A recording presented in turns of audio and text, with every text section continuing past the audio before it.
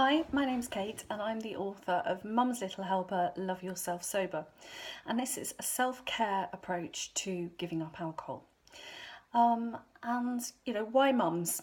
The reason I wrote this book for mums is that I wish that when I had first become a mum that this book had been available for me, really. It's a key time for many women that, we change roles, we change identities. And a lot of the stuff, certainly for me, that I did for self-care went out of the window. I didn't have time to get to the yoga class, and maybe I didn't have the money, actually, because of babies being expensive, to do the things that I did before. I sometimes didn't have time to even go to the loo without somebody needing something. So this can lead us to be very, very depleted as women. And at that point, sometimes we can look outside of ourselves to make ourselves feel better. And I know certainly for me, I started looking forward to wine o'clock a little bit too much. It's very difficult because we're sold booze really quite aggressively, I think, as women and as mums. As mummy time, it's very acceptable just to think, oh well, it's fine, just have a glass of wine at the end of the day and all your troubles will melt away. And wine o'clock is really talked about at the school gates. It's a hot topic, or can't wait to go home and open my bottle of Pinot or whatever it is. So, and that's fine, for some people that's absolutely fine, but for many of us, maybe it becomes a little bit of a problem. It's a bit of a dependency. Maybe our one glass of wine is turning into three. We can't sleep. Then having to deal with the kids with a hangover, and it's really not feeling that good anymore. So suddenly we get into have I got a problem territory, and that's when it gets really confusing, because often you can't access any kind of support till you're really quite bad, and the support often isn't appropriate for people who are not that far gone.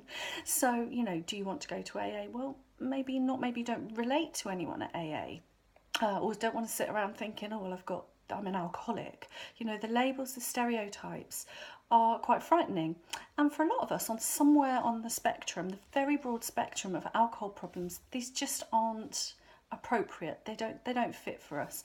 So really, I want to rebrand sobriety so it doesn't look like sitting around in dusty church halls bemoaning the fact that you can't have a drink. Actually, it's about doing something for yourself, which is fabulous. And if you put down the bottle and start getting to grips with what you need, which is where the self-care comes in, you're going to feel a hell of a lot better. So it's about reclaiming, reframing, and feeling loads better about yourself.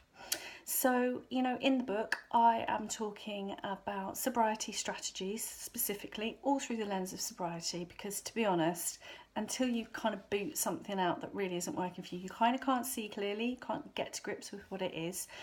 So I talk about getting through wine o'clock, daily triggers, watching if you're hungry or tired, watching those emotional triggers that happen throughout the day, and really a great focus on self-care. So this could be, going a bit deeper with self-compassion, with thinking about how you're speaking to yourself. What are you expecting? Are you setting the bar too high? Are you taking breaks?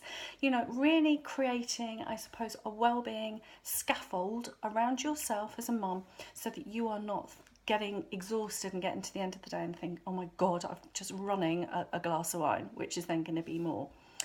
So it's not about being perfect. What it is about is really doing what's great for you so that you can bring your A game, be present for those beautiful moments as a mum, and be stronger and more resilient and feel better about yourself to cope with the tough stuff. So it's really about putting down the booze and getting to grips with what you need.